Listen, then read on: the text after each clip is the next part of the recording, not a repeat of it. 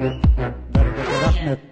Ал, ассалаумағалейкум, ардақты ағайындар, құрметті жақсылар мен жайсаңдар. Бүгін Қосшы қаласында үлкен қуаныш, үлкен той, өйлеріңізге белгілі, аяулы, Алтынгүл анамыздың қуанышы құтты болсын. Жәдік әулетінің тойы құтты болсын. Имаш үйленді, той құтты болсын деп бір қол соғайық. Рахмет. Ал, ағайын, сәтіңде бір сасып қалма, қосқашты құрметпен қосып болла.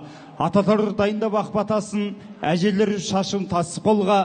Имаш ұлдарыңыз үйленіп үй болып жатса, Құдая одан асқан бақыт бар ма? Кереметтей, Ділнұрдай келін келді, шұғаладай шуағын шашып барға. Олай болса қаттырақ қол соғайық, бүгінгі қол ұстасқан ғашықтарға қайын. Той құтты болсын! Бұл қандай мақал мәтел? Бірінші қол көтерді. Қандай мақал мәтел? Қалтаңда 100 теңгең болғанша жаныңда 1000 досың болсын дейсіз. Қол соғамыз.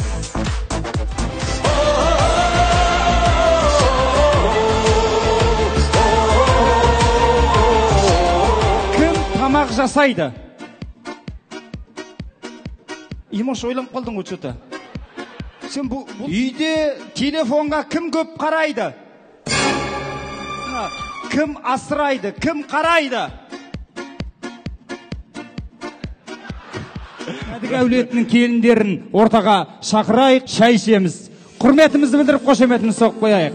Жәдік әулетінің келіндері. Ажмұрат, Шешенқұл ағамыз әдемі жастардың махаббат биін билетеді. Ұйқы сұрап ұзақ түндер көзіме. Сағынышпен сен деп атты таңдары. Тимегенде жүрек суға, ойнағандай барабанна. Біздермен қоштаспаймыз, келесі кездескенше аман сау болайық. Той осымен өз мәресіне жетті. Той құтты болсын! Рахмет!